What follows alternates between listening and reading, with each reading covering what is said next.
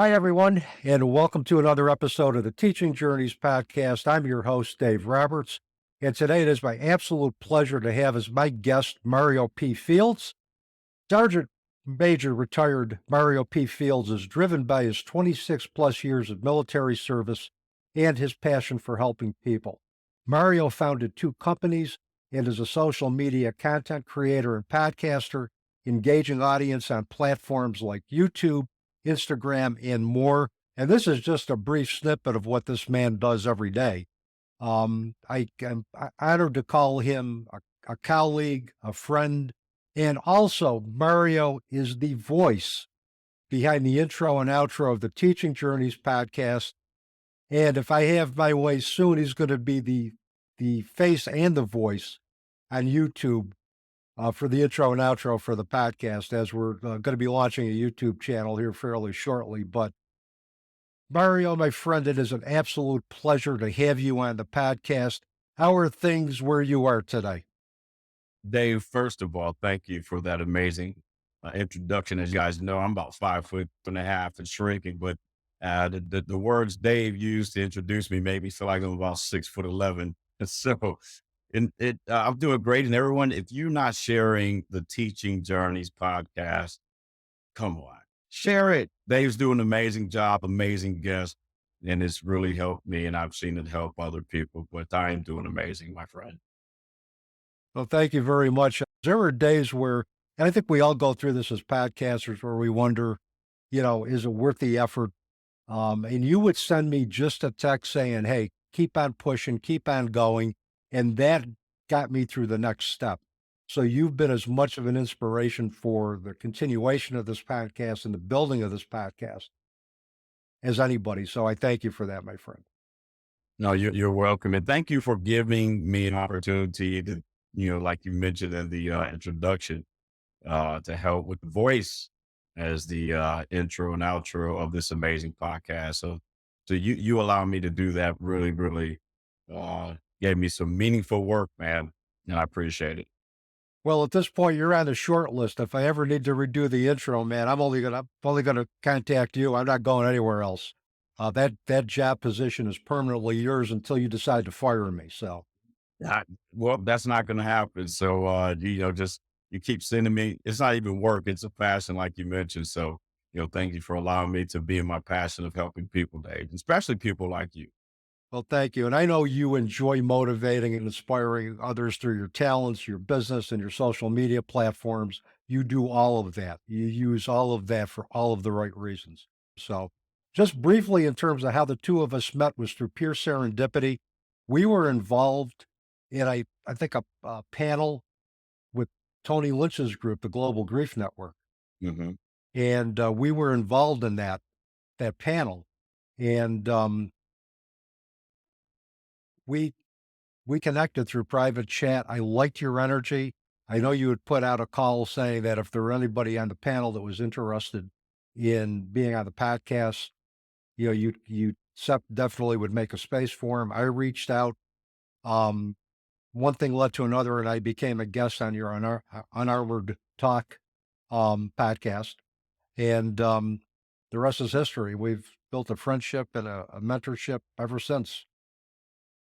So we're going to get right down into it, unless you got anything else you want to add. Oh no, no. Let's dive into the discussion framework, my friend. All right. And first of all, this is a privilege because I believe this is the first time you've talked about this aspect of your life anywhere. Um, Yes, it is. I've been in once or twice, but not kind of what we're going to do as far as the topic. okay. Well, usually I have a set question that I ask to get individuals to tell their story, but I'm going to go a little bit differently with you because the circumstances that we're talking about require a different approach. What was your life like prior to November 2nd, and what's your life like now? Yeah, Dave. So just for the listeners and viewers, the reason why that date is so critical is because that was the date that kicked off a chain of events where the staph bacteria, if you will, I am not going to try to pronounce it. The medical folks, my wife, they do an amazing job with pronouncing that. I'm going to go with the short version, but that bacteria got, entered my bloodstream. To this day, the doctors have no idea there's not a source of entry. And so that was the day that my liver produced two blood clots. And that's which kicked off the chain of events that led to almost a month in two hospitals and two ICUs. But before that unexpected event occurred, I had a lot of plans in regards to the future. As far as inspiring people, business initiatives, family initiatives. I mean, you name it, like any other my belief, any other human that's kind of going, hey, this is how we're going to celebrate Christmas. Maybe thanks because it was right before Huh? Thanksgiving. And I've always always know, and I think once in a while that you're going to die sooner or later. But what does that mean? Are you prepared for it? I even did an episode. I even did a podcast episode prior to that, how to properly plan for death. You know, yeah, with Jennifer, how to probably, plan for death. And so before that, I just never intentionally did it. I thought about it. I hosted a podcast on it, but before that day, I never intentionally said, "What does that mean, and what is your plan, and how does that look like to you?" Well, you want to talk about serendipity. You do a podcast on preparing for your death, and then you find yourself literally on your deathbed.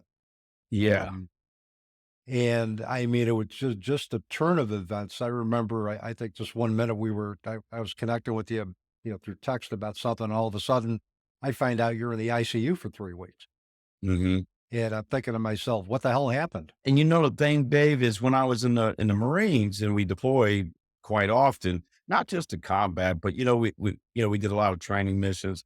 I mean, I've flown on a lot of helicopters over land, over water, me, you name it. A lot of did a lot of things that the probability of a crash or an accident is Mhm. is significantly high.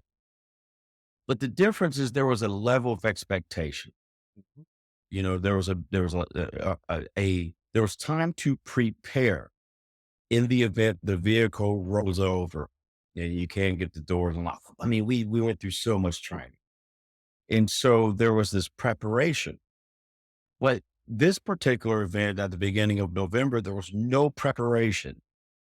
One day I'm talking to you, like you said, I am, everything's functioning, all my organs are functioning, I'm feeling great. And then the next day I'm like lethargic. I'm not as sharp as I used to be. What another indicator was my bowel movement changed. So there was a thing started occurring within hours that there was prep. It was all reaction and confusion. Mhm. And that was a huge difference. I felt the same way for different reasons when my daughter Janine got diagnosed with biliary rhabdomyosarcoma. But 3 weeks after she gave birth to her only child, um, you could have probably told me the world was going to end, and I probably would have believed that more than the diagnosis that we got because everything seemed to be great. And all of a sudden, my life just turned on a dime, and there was no prior preparation for that. My life drastically changed, and my focus changed, my purpose changed, everything changed. My life was never the same again, and I had to learn to somewhat prepare for the unexpected Mhm. because I had to prepare for anything now because of what happened. And I don't know if Right. that was the same for you at this point in terms of during your recovery, if you found yourself, if that shift in perspective changed, or had you always had that? Yeah, no, it did. I mean, I always have this, maybe if something, we call it external factors, right? Life external Mhm. factor. In my portfolio of external factors, there was maybe a car crash, maybe a plane crash, maybe a heart attack, a stroke, all the ones that you can go, okay, I'm getting older. Maybe these things may happen. The probability of them happening is there. But this one was different. You know, I didn't know much about a staph infection, blood poisoning. I didn't know too many people who had survived blood poisoning. And then how do you prepare for that? Where it's not this, you go to the doctors, they kind of run tests, they come back and say, this is what you have. One of the doctors I talked to, they said that the mortality rate is extremely high. It's not tied to an age. And it pretty much once that staph bacteria is in your bloodstream, and if once it gets in your bloodstream, um, if you're not in the hospital within 24 hours to maybe 48, you may not make it. So it's quick. And I was blessed. God said it wasn't time for you to go, because essentially what I got from them was it was running through my system for about 72 hours before I came in. Yeah. And I've talked to multiple doctors, and they've said they've had patients in their early 20s, mid 20s that would come in, and they discovered the source of entry for them, and they would die within 24 hours. Yeah, it clearly wasn't your time. God saying you have more work to do. Yes, Dave. So, yeah, so it did change my perspective, and it made me more intentional. Before then, I used to say, life is short, which I am short. So I could say it literally, but, but after that happened, it really made me realize what that means to me. And what that means to me is be intentional in every day and live in the moment, um, for the future, but don't try to predict it, and realize that there's so many external factors, there's so many variables, that could essentially, put you down, if you will, wherever you're in the hospital, maybe you're terminal. And so don't try to figure all of those things out. Just do things intentionally. And that's making memories with family, making memories with positive memories, replacing negative memories with positive memories, Mhm. and just following the basic kind of hygiene things that can prevent certain infections. And that's about it. Where before, again, it was like, okay, to drive safe, maybe I buckle up, don't drink as much alcohol, maybe don't smoke too many cigars, and I can reduce the stroke or whatever. But that one, it was like, what the heck? Yeah, yeah, yeah. What I hear you saying is that when you have an event like this, where essentially your body is totally compromised, you have an infection in all parts of your body, or everything is shutting down, and you're literally on your deathbed, and Yeah, you're one step close from meeting your creator. It's like when you come out of it, it's like the way you treat your body, the way you treat yourself. You don't take those things for granted anymore. You're more mindful of that you realize that, yeah, life is short, can turn on a dime. And like you said, for a lot of us, those are just words to say, but until something happens that really really pounds that point home, those are just words. right. I, spend a lot of time in the public speaking, industry.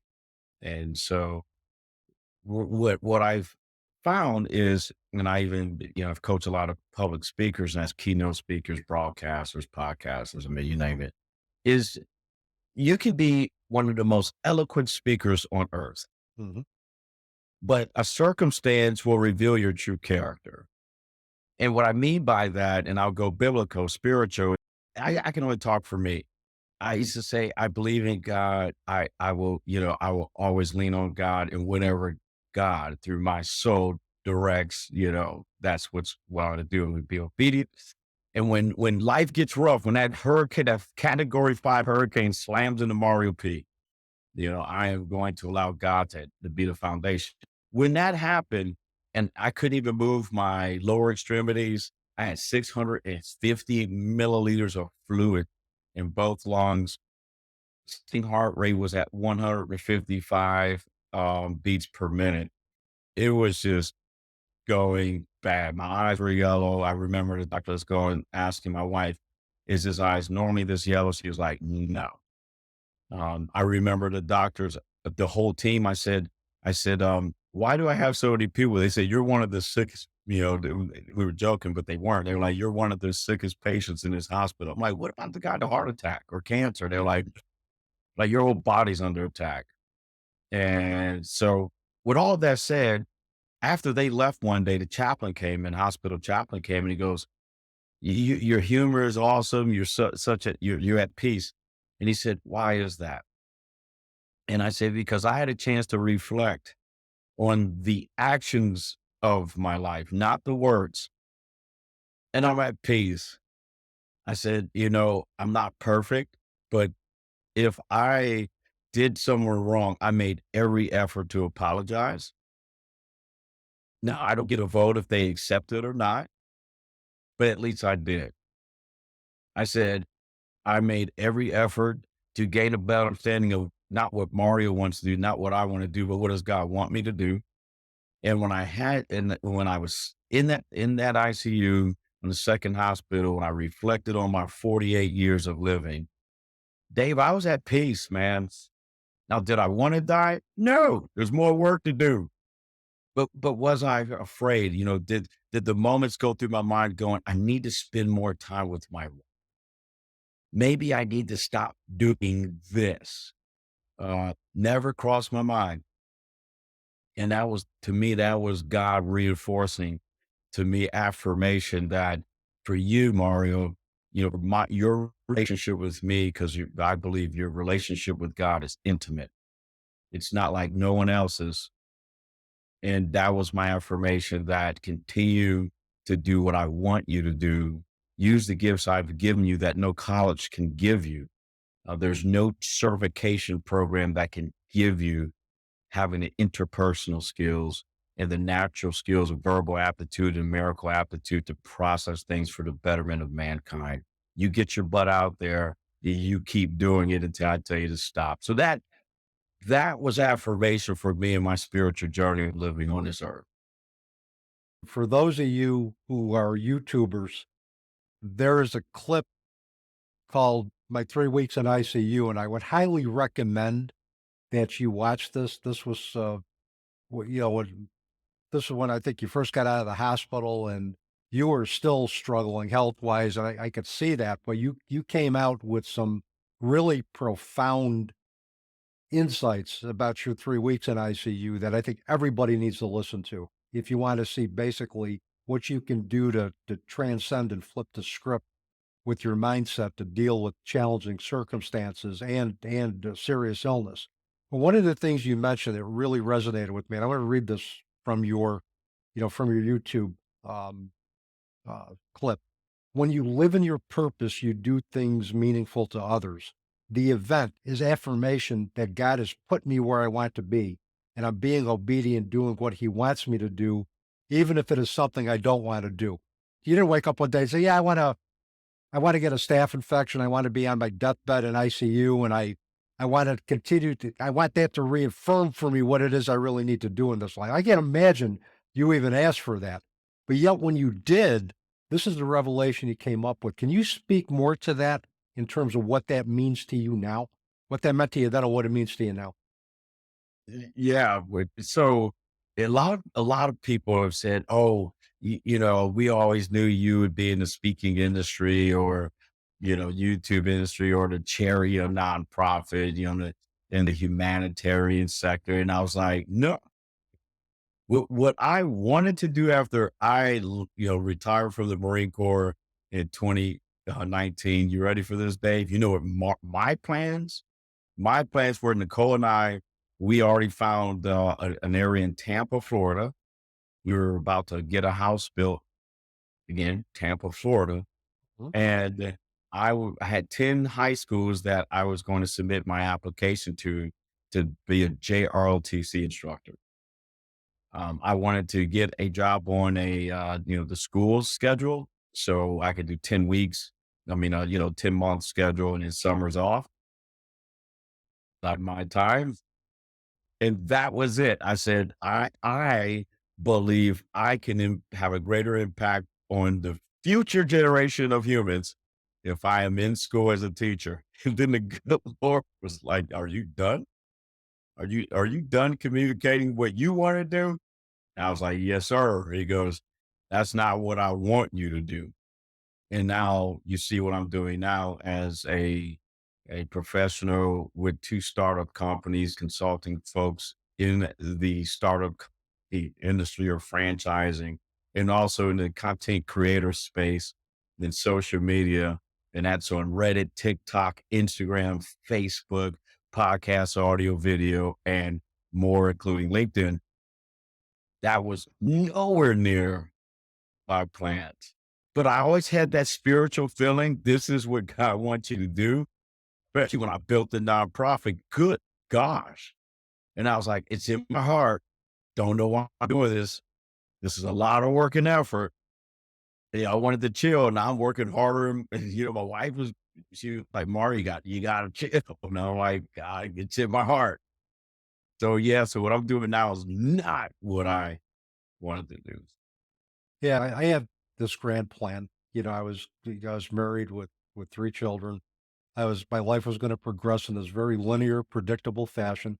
I figured if I lived a good life, God or the universe would notice that and would reward me. And then the universe kind of looked at me and said, "Hold my beer, because you think you got a plan? Here's my plan." And at times I had difficulty understanding why in the universe's plan would be for me to have experienced the transition of a child. Mm, Because I've said this on other podcasts, um, no parent should have to live to bury a child. right. But at the same time, the challenges that I experienced as a result of my daughter's transition put me on a path that has been rewarding. It's been blessed with many great people in my life. I've had an opportunity to do some good as a result of the challenges, and God has put me on this path. And was it a path that I ever thought I'd embrace? No. I mean, no, but is it a path that I'm very comfortable walking at this point, and I'm grateful for the fact that I have the opportunity to walk it? Absolutely. I would have never said that to you 20 years ago. But I think what I want to impress to your viewers and to my viewers is that everything that happens, good or bad, it's all in alignment with what the universe has planned for us. We just need to throw out any physical perception of time, throw out the stopwatch, and realize that the universe's plan will manifest in its own time. And that time Yeah. is relative when it comes to that. So now I just roll with it. And whatever path the universe decides they're going to open up for me, that's the path I'm going to walk until, that closes and another one opens. And that's kind of how I live my life now. Yeah. And the thing that really also they've helped me was understand the difference between reacting to life events and responding. And it's a big difference in understanding when it's relevant to react and when it's relevant to respond. And the nucleus of that is focus on things you know. And that's what I used to do. That's what I learned also from that is, and like you said, I didn't wake up and go, okay, I'm doing kind of this assessment. I just need some affirmation. Can I get some staff affection for $200, please? I mean, no. but that's really what kind of really improved my thinking process. Is again, Mario, let's respond to the known, or do you react, or do you do both? It's very non-binary. And what does that mean? And I believe kind of like on Armor Talk podcast, develop an accurate way of thinking that can potentially improve the outcome of life events. Yeah. One of the things that blew me away when I was watching my 3 weeks at ICU is the positive mindset that you exerted with your doctors.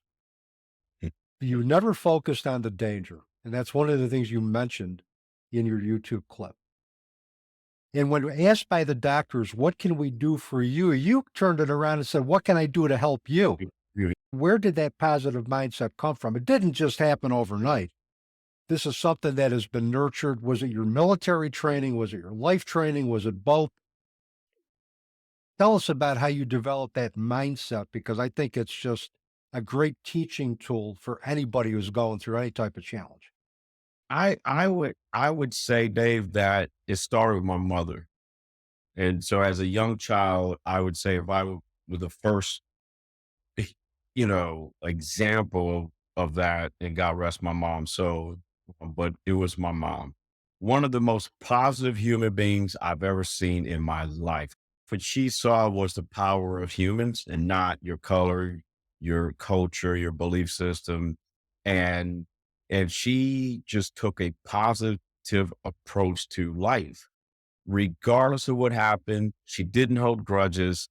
If she was sad or something happened, it was brief. She allowed her emotions to process, but then she always took a very optimistic approach to things. When my little brother died, in 2019, when he was on an ECMO machine and essentially the Duke University Hospital professionals, and I salute them because they're amazing. But essentially, he told my little brother that there's nothing left we can do. Your lungs are compromised. If we remove this ECMO machine, you're done. Like you will probably live for maybe 5 minutes. My little brother never said, why me? He never said, any of that stuff. He just said to the doctors, he had a trach in, he goes, just give me 30 days. That's all he asked. And they said, okay. Then the reason why he asked for 30 days, because he was able to see me retire from Camp Pendleton, California. We actually Facebook Live, we streamed it. And then, so that was a Friday. And then his eldest son, they were able to do a private graduation ceremony in his hospital room. And then Sunday was Father's Day. And he lived past Father's Day because he did not want to die on Father's Day. And then he died that Monday. But the entire time he was positive. Not one time was he negative. And I said, okay, from me watching mom all these years, and then watching my little brother, die early in his life, that reinforced it. So therefore I said, you know what? Who am I? Who am I to go into any situation and it's a choice and choose to be negative about it? And last Dave, I was like, there's enough negative energy on earth. The doctors already are scrambling. Mhm. Me being negative and going, this hurts, or why I get much blood. I can't breathe. I am not helping them. So I'm going to choose to reverse it, to give them a very peaceful environment, a very conflicting environment to just help the little guy. And that was my thought process behind it. Well, I think the other thing is flipping the script as you did and asking, what can I do to help you, and keeping that positive mindset. Doctors take death personally. And Yes. and that if you would come out off really negative and thinking, geez, I just want to die, or when am I going to die, or I want this to be over, that would have just reinforced, they're taking, death more personally. They don't want to lose a patient, even though they know they're going to, they don't want to. I was supposed to be a guest of honor at a lot of events in November, and I had to cancel every single one of them. I had the emotions of feeling bad. All of these event coordinators had, planned these events. We have our keynote speaker, our guest of honor, and all of a sudden now I'm sending messages. My wife is sending messages to, 3 or 4 event coordinators in November going, Mario is in hospital. And I'm talking events from California scheduled, in Grundy, Virginia at a law school, and more. So, so I had my own internal battles, but I said, it's a choice. And I want the doctors to feel comfortable coming in. I want them to go, who's the next patient on the rounds? Mario P. Fields. And for them to smile and go, this is all right. We're excited to go see him. You know, he's sick, but we're not cringing to go into that room because of not just the medical challenges, but here, we got to deal with him so negative. I just didn't want them to experience that. Well, the other thing too is that you having the attitude and the mindset that you had allowed you to make a greater connection with that entire medical community. And as walking the spiritual path, feeling connected to something greater than ourselves or just to a community of support is really part of the spiritual path that we walk in our spiritual growth and development that occurs throughout our lifetime. So even at the fact that you were dying, you still use that opportunity as an opportunity for spiritual growth and connection. If we come to our end of life chapter, no matter how long that is, or if we're looking at a very serious illness, that's how I think we should conduct it. I think it just has benefits on a lot of different levels, not just for the individual, but for those that are around that individual. When I got interviewed on a podcast, getting out of the hospital, I had the host asked me, what does success look like to you? What is success? Hmm. And I said, before the event, I used to kind of follow man-made metrics of success. If you're running a small business and your gross receipts are six figures, ladies and gentlemen, a successful business owner, so and so, and you would see people would elevate people based off of man-made metrics, how much money they brought in their companies, or how many followers they have on social media. Post that, I go, my definition of success is waking up. Second, if I can stand up. Third, if I can walk, because I couldn't even walk. If I can get out of the bed, stand up, and take enough steps to make it to the bathroom, because I was in a diaper. I couldn't even, I lost the ability to hold my urine. So I was in a diaper. And I love the pins, by the way. Medium is a good size. But yeah, y- you know, and just to not be bedpanned when I have to, defecate. And I told her, I said, my definition of success has totally changed. So when someone goes, Mario, are you a successful professional? Without hesitation, I go, you bet I am. And they go, what has made your company or, your YouTube channel, whatever, successful? I said, let's get away from that.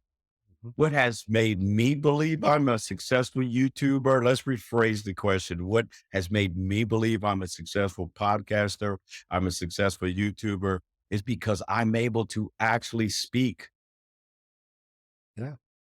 My goal was to be able to host a guest, and I am healthy enough to do it. Therefore, this episode was successful.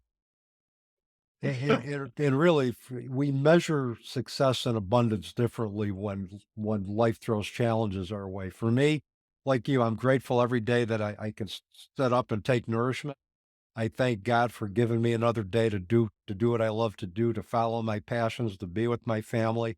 I don't look at the number of followers I have anywhere. It's just what impact am I making this day? Am I being successful?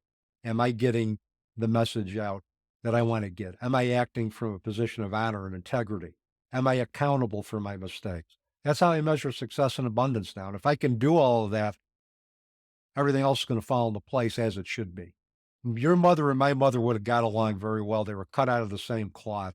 Everything I have as far as how I've learned to deal with people, I've learned uh, to act around people, how I've learned to conduct myself with honor and integrity is because of my mother who raised me as a single child, who had physical challenges um, with her back, never complained.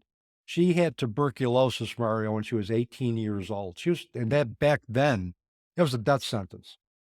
but she fought for 6 years and she beat it. And I look at it now, she fought for those 6 years so I could live. If she had not lived, we wouldn't be having this conversation.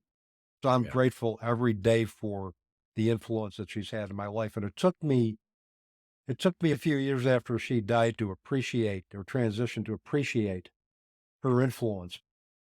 She is one of my greatest teachers. I am who I am because of her. Yeah. And I will always remember that. I always am grateful to her as one of my ancestors that I thank her every day for her, for being in my life. Right. Yeah. No, I appreciate that.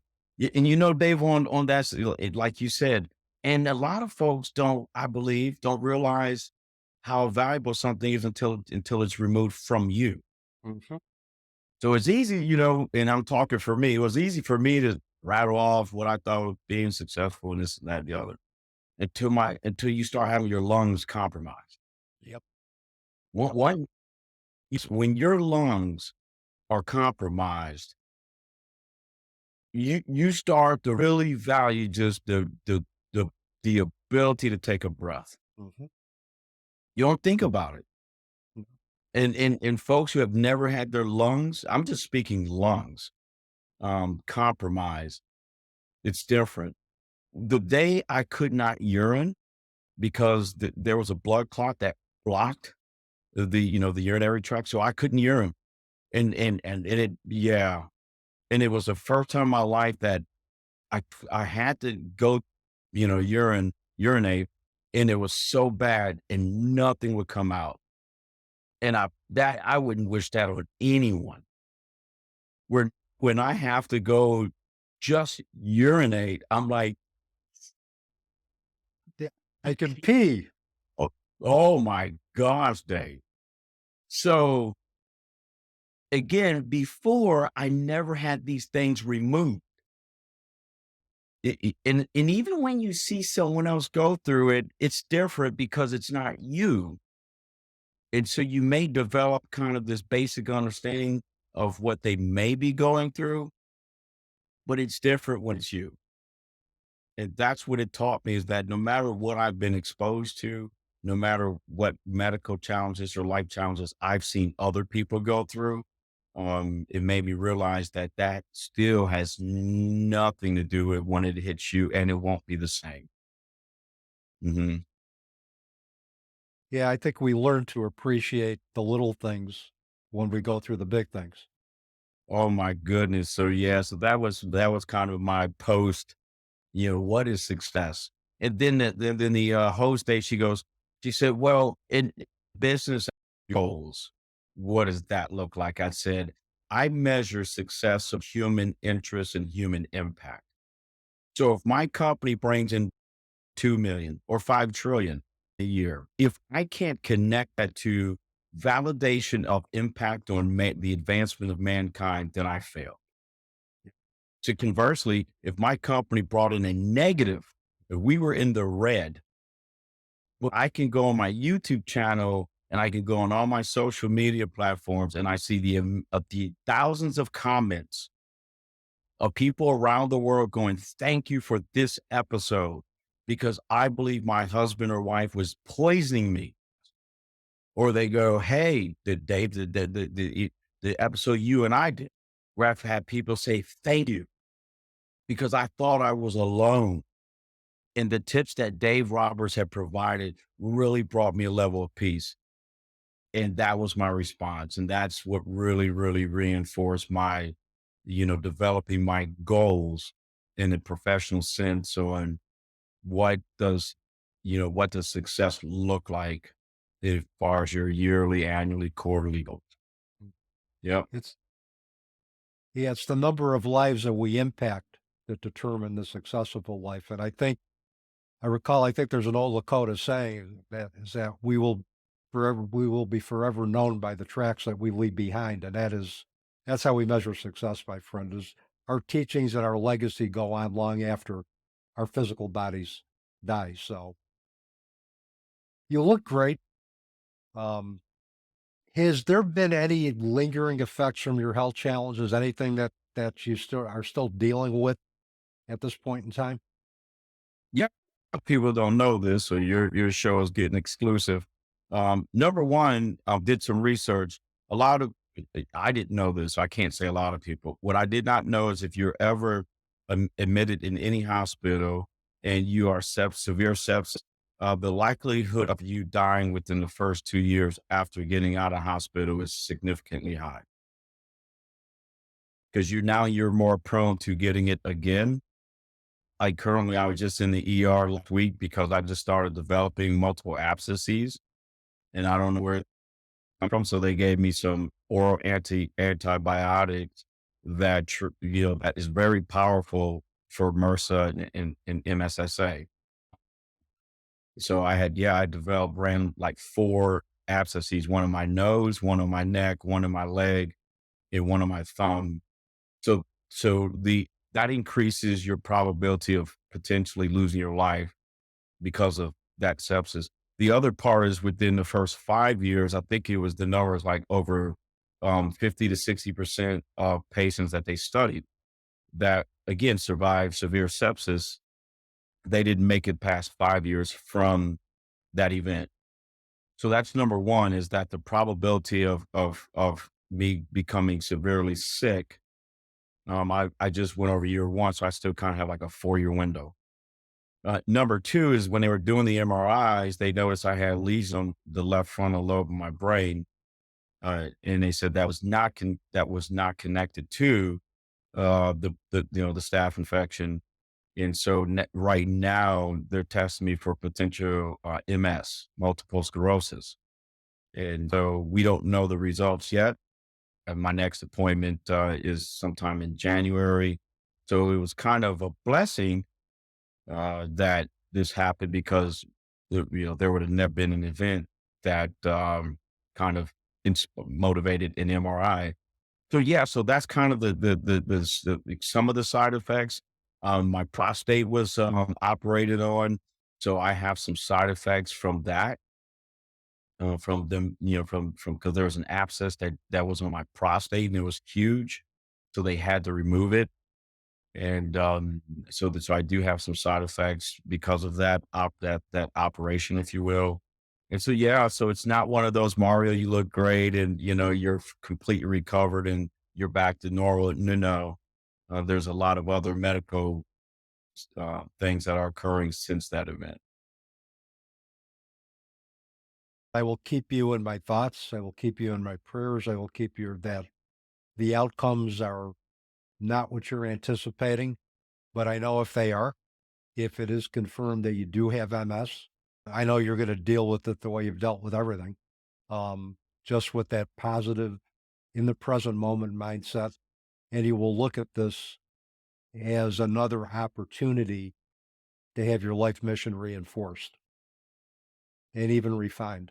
Knowing you as I know you, whatever life is going to dish out, it already has. You're just going to move forward and find a way to reframe it, to deal with it, and to look at it as a positive sign of growth. Yeah, I appreciate it. And you're accurate. I will. My focus every day, Dave, we all will die eventually, but I hope people, when I do die, and hopefully it's years from now, but that, people remember me on how I live. That's how I live my life is it's not for me. uh, but if you're going to remember me, it's not, let me try to figure out some of the things Mario did. No, the way he lived. And that's kind of the chapter, and the 5'2.5" life journey of this guy. Well, 5'2", but you've got about a 20-foot spirit. It shows whenever you're in anybody's company, including mine. So with that, one last question. How can people contact you? Find out more about your passions, find out more about what you do. Nice. They could go on my LinkedIn profile, and in my profile, Dave, there's a link that says connect. It's essentially one click, and they click on that. It goes right to my landing page of all my social media called Parade Deck. And so that's the east way they can find me. Yeah. Or they want the smorgasbord, if they want if if they want the buffet, all they have to do is just put Mario P. Fields in a search engine, and I take about 3 or 4 pages. And I would tell everybody the buffet will be delicious. Your buffet has something for everybody. And Yes.